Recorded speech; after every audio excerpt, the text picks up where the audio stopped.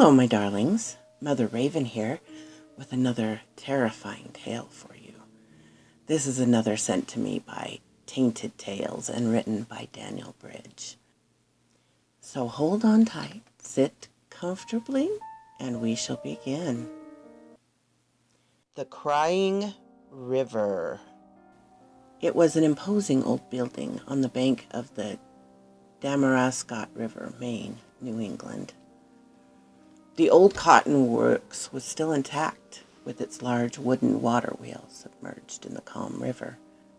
It was a beautiful limestone structure that covered almost 200,000 square feet, engaging itself into the lush greenery that surrounded it.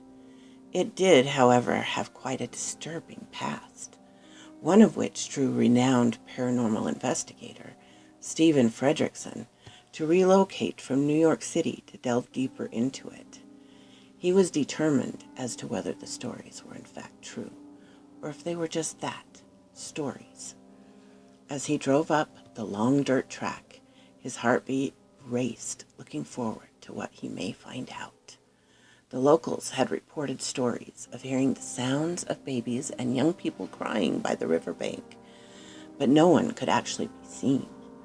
Stephen pulled up his black BMW and got his sleeping bag and spectral equipment from the trunk. Making his way inside, he felt a sudden chill run down the length of his spine. Shrugging it off, he set up his sleeping bag in the far rear corner of the ground floor and settled down until nightfall. As the sun began to set behind the mill, casting a deep orange glow across the river, Stephen rose to begin his investigation. Picking up his EVP recorder, he slowly walked around the building. Every few minutes, the screen on his specialized night vision camera lit up in various reds and orange. Slowly, as darkness fell, he made his way through the enormous old solid oak door into the dampness of the early evening, the dew leaving dark marks on his tan boots. It was then he heard the haunting cries. It sounded as though they were nearby, and started to feel quite emotional as he delved deeper into the secrets of the cotton works. The next morning, he decided to do a little research into the history of what supposedly happened here.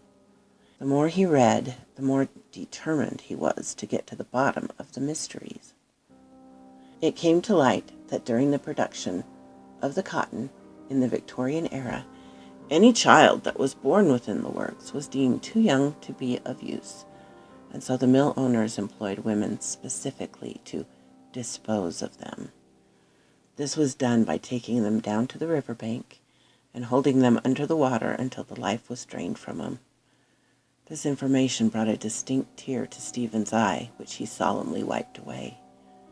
It was also revealed that any child, regardless of age, deemed unfit to work through such things as deformity or mental health issues, would succumb to the same intolerable fate, and their small, lifeless bodies were left in the water to slowly meander down river to their final resting place, wherever that may be. As his investigations continued, Stephen began to experience other things within the confines of his temporary home. Sightings of curt women with long black dresses with lace bonnets, which he determined were the evil, self-centered women they employed to carry out the dastardly deeds of the river. As time passed and his sightings became more frequent, and for longer periods of time, so much that eventually he witnessed how the women chose the children and where they exactly took them. The women looked to draw them in with the instructions of new duties, and they were to follow them.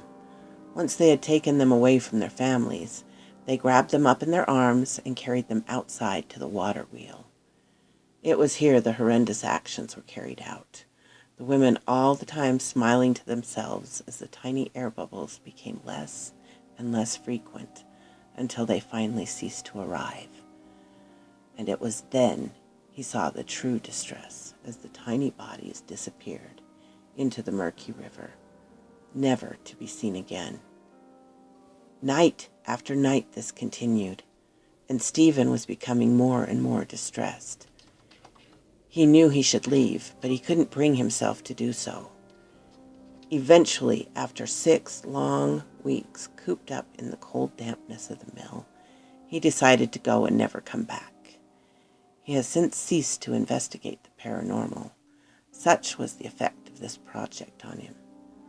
Further reports have suggested that the cries are now more distinct and frequently can be heard during the daylight hours and long into the night. Stephen has returned to his life in New York and to a life of relative peace and tranquility. He is currently an advisor to the head of paranormal sciences at the University of New York. So quoth this raven. Thank you, my darlings. I'm so glad you joined me to hear another one of Daniel Bridges' lovely little tales. The sadness in this is that things like this often did happen in previous eras. If you liked it, give me a like and a subscribe or a follow on VidMe. And please visit Tainted Tales and give them some love and support as well. And I will meet you again, my darlings, next time under the trees.